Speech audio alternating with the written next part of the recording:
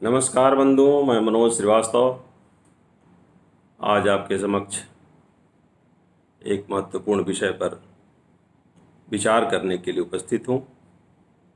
विषय है जीवन में क्षमा का महत्व। बंधुओं, यह जीवन एक संघर्ष है। जीवन एक परीक्षा है।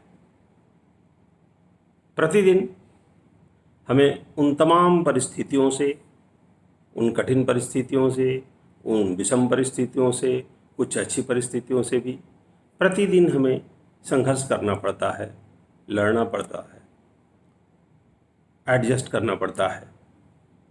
ऐसी स्थिति में हमारे मनोमस्तिष्क पर कभी कभी क्रोध का समावेश हो जाता है। कई व्यक्ति, कई लोग हमारे साथ कुछ ऐसा कर देते हैं जिस पर हमें क्रोध आता है, और फिर उस क्रोध के पश्चात हमारे मन में प्रतिशोध की भावना आती है, और फिर हम मानसिक रूप से उद्वेलित हो जाते हैं, उद्विग्न हो जाते हैं, और कभी कभी प्रतिशोध भी ले लेते हैं, जिसका परिणाम अंततः हमारे लिए नुकसानदायक होता है। अंततः हमारे लिए वो कष्टकर होता है। हमें बाद में अफसोस भी होता है कि बात बहुत छोटी थी। यदि हम क्रोध नहीं करते, यदि हम उसे क्षमा कर देते, तो शायद हमारे लिए भी वो ज़्यादा अच्छा होता। तो क्षमा का हमारे शास्त्रों में बहुत महत्व है। हमारा भारतीय दर्शन जीने की कला सिखाता है। जीवन की कठिन परिस्थितियों को, विषम परिस्थितियों को, उनसे कैसे निपटा जाए, इसके संबंध में हमारा मार्गदर्शन करता है।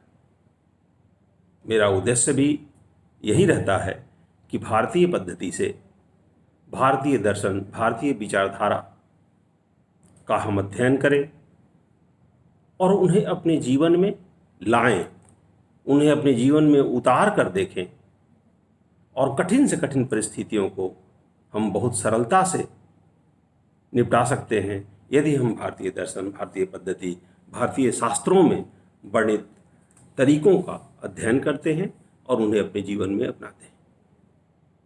तो क्षमा भी एक बहुत महत्वपूर्ण चीज है।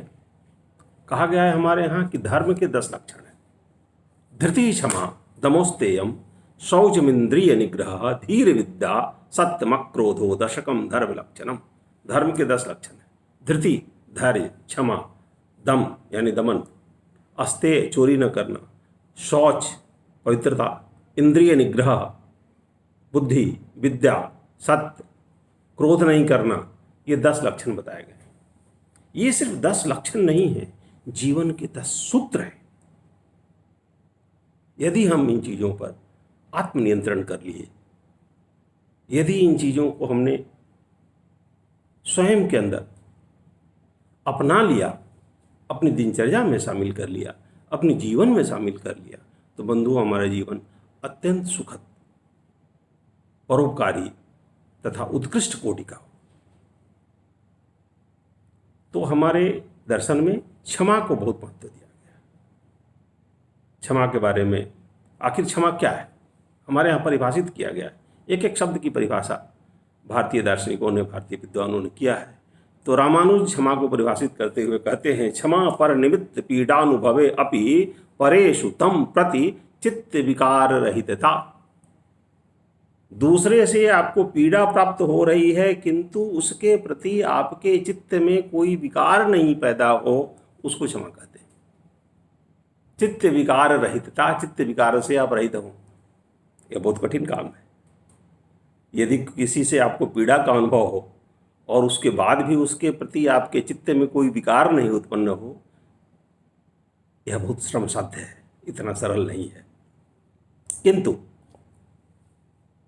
हमें यह समझना आवश्यक है कि आखिर हमें इससे लाभ क्या है और हानि क्या है। हो सकता है हम बलवान हों, हम सशक्त हों, हम प्रतिशोध ले सकते हैं, लेकिन उसका परिणाम क्या होगा? उसी प्रकार से हो सकता है हम अशक्त हों, असमर्थ हों, कमज़ोर हों और हम प्रतिशोध लेने की स्थिति में नहीं है, फिर उसका क्या अर्थ होगा? कैसे इन दोनों परिस्थितियों से निपटा जाए? तो कहा गया कि क्षमा बलम अशक्तानाम शक्तानाम भूषणम क्षमा। अशक्तों के लिए, असमर्थों के लिए क्षमा बल के रूप में है। किसी ने कोई गलती कर दी, अशक्त है, प्रतिशोध ले नहीं सकता है, क्षमा कर दिया तो उसके लिए बल का काम कर दिया। और जो सशक्त है उसके लिए भूषण है। शक्तानम भूषणम क्षमा। उसने कहा अच्छा ठीक है जान दो, उसने उसको नजरअंदाज कर दिया, इग्नोर कर दिया, तो उसके लिए ये भूषण आभूषण बन गया। और क्षमा वशीकृते लोके क्षमया किम न सिद्ध्यति। क्षमा ने पूरी दुनिया को अपने वश में किया हुआ है और क्षमा से सब कुछ सिद्ध हो सकता है। क्षमया किम न सिद्ध्यति, ऐसा कौन सा चीज है जो क्षमा से सिद्ध नहीं हो सकता है? इतनी बड़ी भावना है। यदि हमें इसे अपने मस्तिष्क में उतार लें तो हमारा हित होगा, हमारा हित होगा, समाज का हित होगा। उन तमाम मानसिक परेशानियों से हम बच जाएंगे जो अन्यथा संभव नहीं था। कहा गया नीति शतक में, शांतिश्चेत कवचेन किम किमर्हि क्रोधोस्ति चेद्देहिनाम। यदि आपके पास क्रोध है तो आपको दुश्मनों की कोई आवश्यकता नहीं है, और यदि क्षमा है तो किसी कवच की आवश्यकता नहीं।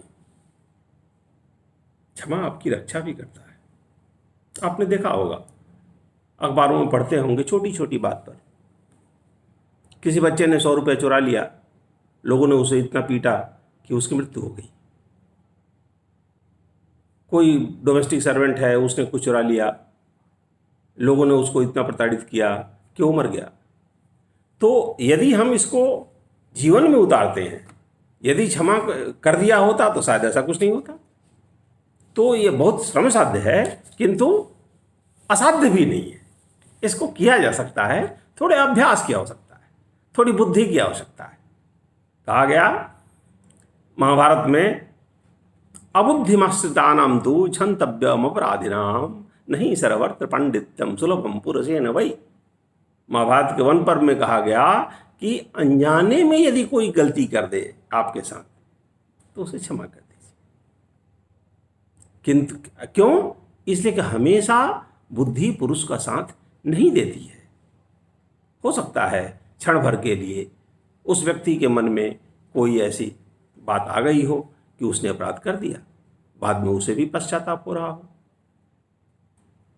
तो यदि हम उसका तत्काल प्रतिकार कर देंगे, छोटी सी बात पर हम उसे बड़ी सजा दे देंगे। आप देखते होंगे घटनाएं होती रहती हैं, छोटी सी बात हुई, गाली गलौज हुई, गोली चल गई और हत्या हो गई। यदि इन चीजों को इग्नोर कर दिया गया होता, क्षमा कर दिया गया होता, उस व्यक्ति के मन में ग्लानि होती जिसने अपराध किया है, आपके प्रति आदर उत्पन्न होता कि हमारी इस गलती की इन्होंने क्षमा किया, एक लज्जा का अनुभव होता और भविष्य में वह व्यक्ति एक अच्छे व्यक्ति के रूप में उभरता और आपके प्रति उसके हृदय में सदैव सम्मान बना रहता। तो समाज के लिए और व्यक्ति के लिए दोनों आवश्यक है। किंतु जब मैं ये कहता हूं कि क्षमा कर देना चाहिए, इसका तात्पर्य यह नहीं है कि कोई कितनी भी बड़ी गलती कर दे, कोई जानबूझ के गलती करे तो भी उसे क्षमा करना चाहिए, नहीं, इसका तात्पर्य नहीं है। हमारे शास्त्र कहते हैं, महाभारत के वन पर्व में लिखा है, अथ चेद बुद्धिजम कृत्वा ब्रूयस्ते तद बुद्धिजम पापान स्वल्पे पितान हन्यादपराधे तथा नजुम। यदि कोई जानबूझ के दोबारा आपके साथ गलती करता है और आपसे इस प्रकार का पश्चाताप करे कि हमसे गलती हो गई है दोबारा, तो उसे क्षमा नहीं करनी चाहिए, इसलिए कि उसने अनजाने में नहीं किया। किंतु इसका तात्पर्य यह भी नहीं है कि हमें कोई बहुत बड़ा कदम उसके खिलाफ उठा लेना चाहिए। यदि हम आज के लीगल टर्मिनोलॉजी की बात करें तो दो तरह के ऑफेंसेज होते हैं, नॉन कॉग्निजेबल और कॉग्निजेबल। आमतौर से जो बड़े अपराध हैं, संगीन अपराध हैं, वो कॉग्निबल माने जाते हैं, और जो नॉन कॉग्निजेबल हैं वो छोटे प्रकार के छोटे मोटे अपराध होते हैं। तो कहीं ऐसा ना हो कि हम इन छोटे अपराधों के लिए नॉन कॉग्निजेबल अपराध के प्रतिशोध स्वरूप कोई कॉग्निजेबल ऑफेंस कर दें। हमें देखना होगा, हमें विचार करना होगा। यदि ऐसा लग रहा है कि यह व्यक्ति जानबूझकर दुष्टतापूर्वक बार बार वही अपराध हमारे सामने कर रहा है, तो आप लीगल एक्शन ले सकते हैं।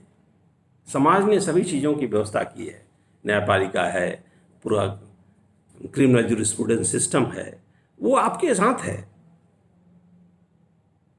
कोई आवश्यक नहीं कि आप उससे बिल्कुल क्षमा कर दें, किंतु त्वरित रूप से आवेश में आकर, किसी अतिरेक में आकर यदि कोई हम जरूरत से ज़्यादा प्रतिशोध कर देंगे तो हमारे लिए भी जीवन भर पश्चाताप का कारण बनेगा। और क्षमा करना चाहिए, बहुत अच्छी बात है, किंतु हमारा दर्शन ये भी नहीं कहता है कि यदि शत्रु आपके सीमा में आक्रमण कर दे तो भी आप कुछ न करें। यदि कोई बहुत बड़ा दुर्दांत अपराधी जनता में भय और अत्याचार का माहौल पैदा कर दे तो भी हम कुछ न करें, ऐसा भी नहीं है। फिर उसे अवश्य दंड देना चाहिए। वाल्मीकि रामायण में बहुत सुंदर प्रसंग आता है, जब ताड़का का वध करने के लिए महर्षि विश्वामित्र राम को बोलते हैं तो क्या कहते हैं? नृशंस मनिशंसम वा प्रजा रक्षण कारणात् पातकम वा सदोषो वा कर्तव्यम रक्षता सदा। क्षत्रिय का कर्तव्य है कि वो अपने लोगों की रक्षा करे, और कर्तव्य पालन में किसी का प्राण भी लेना पड़े तो उसमें संकोच नहीं करना चाहिए। तो हमारा दर्शन ऐसा नहीं सिर्फ यही बताता है कि क्षमा कर दीजिए, कुछ भी हो जाए क्षमा कर दीजिए। कोई बहुत गंभीर बात हो जाए, कोई जघन्य चीज हो जाए, कोई देश रक्षा की बात आ जाए, कोई प्राण रक्षा की बात आ जाए, फिर वहाँ क्षमा करने से काम नहीं चलेगा। फिर उसके लिए तो हमें प्रतिकार करना पड़ेगा। किंतु सामान्य अनुक्रम में हमें क्षमा का अनुसरण करना चाहिए।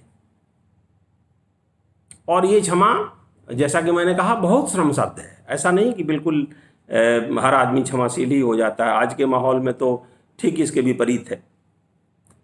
क्षमा बहुत कम हो गया है, क्रोध बहुत ज़्यादा हो गया है। अतः हमें इसका अभ्यास करना पड़ेगा। भगवद गीता में भगवान ने कहा कि तेज क्षमा धृति शौच मद्रोहो नातिमानिता भवन्ति संपदम दैवी अभिजातस्य भारत। हे अर्जुन, तेज, क्षमा, धैर्य, शौच, वैर भाव का न होना और मान न चाहना, ये दैवी कृपा से व्यक्तियों को प्राप्त होने वाले गुण हैं। ये सामान्य आदमी को प्राप्त नहीं हो सकता, ये दैवी कृपा से प्राप्त हो सकते हैं।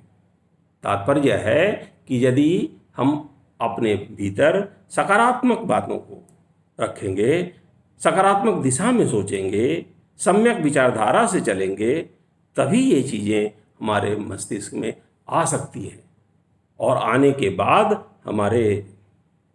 हमारा मार्गदर्शन करेंगी, हमारे क्रियाकलापों को प्रभावित करेंगी और हमारा जीवन सुगम होगा, सरल होगा।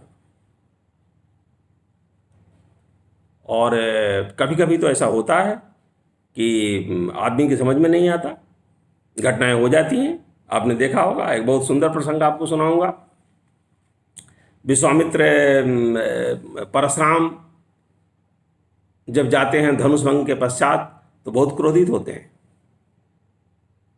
राम लक्ष्मण पर बहुत क्रोधित होते हैं कि किसने ये धनुष तोड़ दी। आपको सब वो प्रसंग याद होगा। और जो भी आया वो मेरे सामने आया, फिर मैं उसका दंड कर दूंगा, और अपने फरसे पर हाथ फेरने लगते हैं, अत्यंत क्रोध में हो जाते हैं। तो रामचंद्र कहते हैं, लड़ाई की चुनौती भी देते हैं वो परशुराम। तो रामचंद्र जवाब में कहते हैं, विप्र वंश के अस प्रभुताई अभय हो यो तुम्हें डराई। कहते हैं कि यद्यपि क्षत्रिय कभी किसी चुनौती को अस्वीकार नहीं करता और सदा युद्ध के लिए तैयार रहता है, किंतु विप्रवंश की ऐसी प्रभुता है कि जो आपसे डरेगा वो अभय हो जाता है। अभय होई जो तुम्हें डराई, इसलिए हम आपका सम्मान करते हैं। तो इसका असर क्या हुआ? सुन मृदु गूढ़ बचन रघुपति के, उभरे पटल परसुधर मति के। जब ये गूढ़ बात उन्होंने सुनी तब उनका दिमाग खुला, उनको एहसास हुआ कि ये तो भगवान हैं। फिर आगे का प्रसंग आप जानते हैं, राम रमापति कर धन लेहु, खेचे उताप मिटे संदेहु, अदेत चाप आप ही चली गयहु, परशुराम मन विस्मय भयहु। तो फिर अंत में क्या कहते हैं? अनुचित बहुत कहूँ अज्ञाता, क्षम क्षमा मंदिर दो भ्राता। परशुराम कहते हैं कि मैंने बहुत अनजाने में बहुत अनुचित बातें कह दी, हे क्षमा मंदिर दोनों भाई राम और लक्ष्मण, आप हमें क्षमा करें। तो यदि गलती हो गई हो तो हमें क्षमा मांग लेने में भी कोई बुराई नहीं है। जब परशुराम क्षमा मांग सकते हैं, हम भी मांग सकते हैं। तो हमें क्षमा करना भी आना चाहिए और क्षमा मांग भी लेना चाहिए यदि हमसे गलती कोई अनजाने में हो गई हो तो बंधुओं, इस क्षमा रूपी गुण को हमने अपने जीवन में उतारना पड़ेगा। यदि हम इसे उतार लेते हैं तो हमारा जीवन सार्थक हो जाएगा। हम अपनी संपूर्ण ऊर्जा को किसी सकारात्मक दिशा में, किसी इच्छित दिशा में पूर्णतः लगाने में समर्थ हो सकेंगे। अन्यथा हम भटक जाएंगे। इन छोटी छोटी बातों से यदि हम विचलित हो गए तो हमारे जीवन का उद्देश्य सफल नहीं हो पाएगा। हमारे जीवन का उद्देश्य, जो भी बड़े उद्देश्य हैं, उन उद्देश्यों की प्राप्ति में हमें लगना चाहिए और छोटे मोटे अपराधों को हमें क्षमा कर देना चाहिए। धन्यवाद।